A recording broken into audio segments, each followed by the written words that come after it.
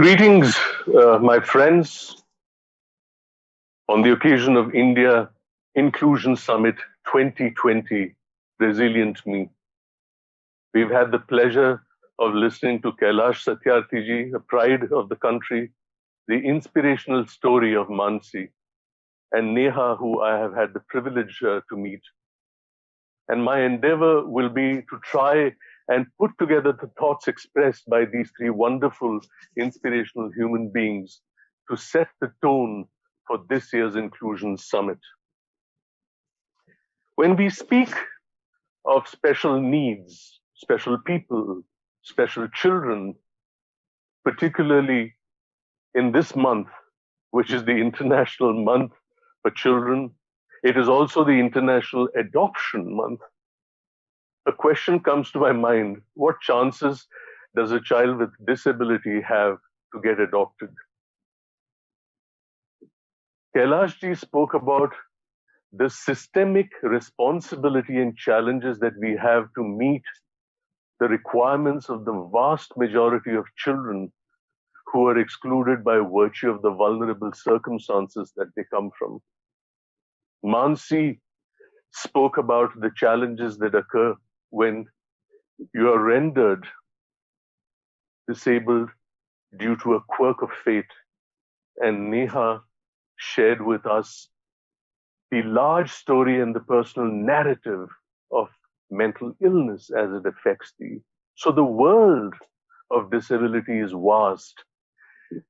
And in this context, if you were really to look at it from the perspective of child rights, there is a tendency, my friends, to look at child rights predominantly from the lens of rights violation.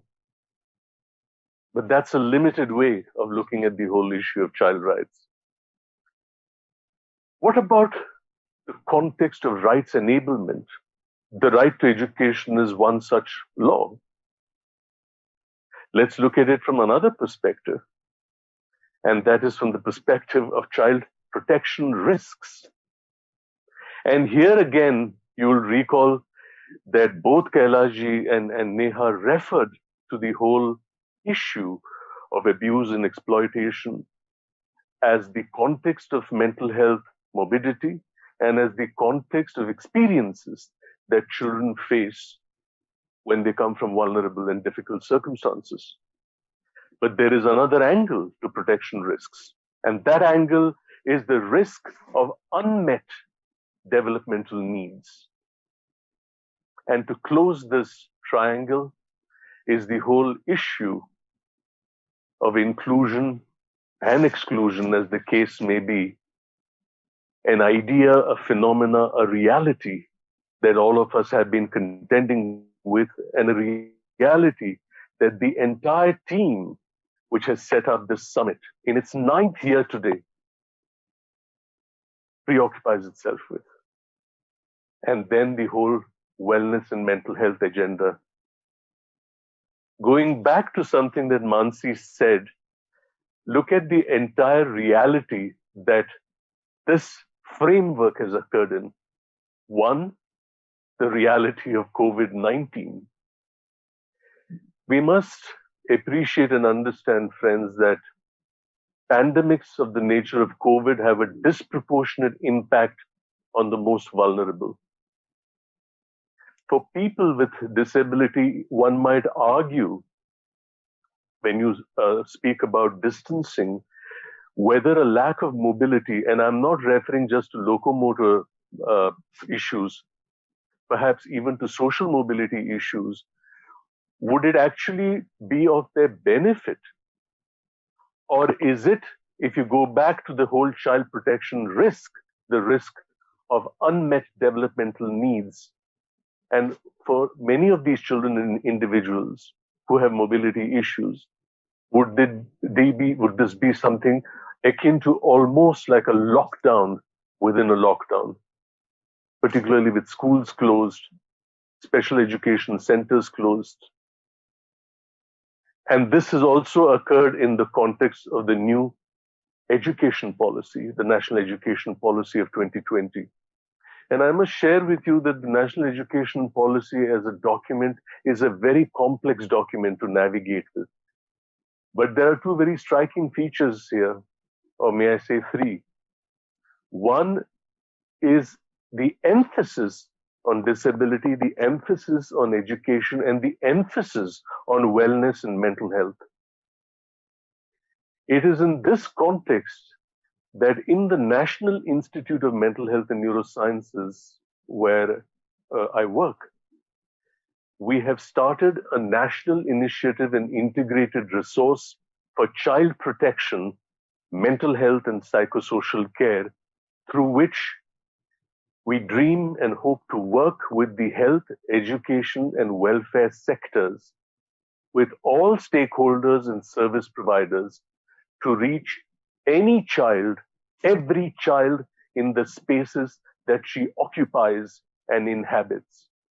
We will thus be working with school boards, schools, teachers, childcare institutions and their staff, child welfare committees, juvenile justice boards, the judiciary at the state and national level, legal services authority, police academies, administrative academies, the district mental health program, tertiary care hospitals, in extensive programs of capacity building and training, so that the gap that Neha referred to and the enormous challenge of numbers that Kailashji referred to, and a very critical issue that Mansi referred to when she used two words, resilience and uncertainty.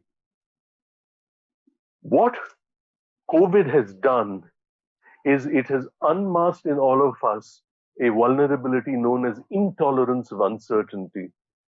And part of the whole inclusion paradigm is how we ensure that we provide a sense of predictability in a scenario where these children's lives, individuals' lives who have some form of disability, is characterized by loss of structure, loss of routine, loss of predictability, loss of educational opportunities, loss of social spaces, loss of peer interaction, and loss of play.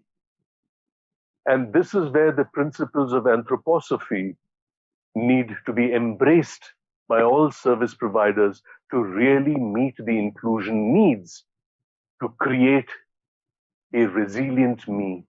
If children cannot go out into the world, how do you bring the world back into families, into childcare institutions? This is the spirit and the message that India Inclusion Summit 2020 has for all of us, to build a resilient me, resilient children, resilient people, creating a solid, supportive scaffolding and framework for all the issues and challenges that the illustrious people I've had the privilege of sharing this platform today with, Kailashji, Mansiji, and Nehaji. Good day, my friends. Let's march onwards towards creating these opportunities. And we at the National Institute are at your service, and we are mandated to provide all assistance for stakeholders and service providers to meet the challenge and the gap that has already been referred to. Good day.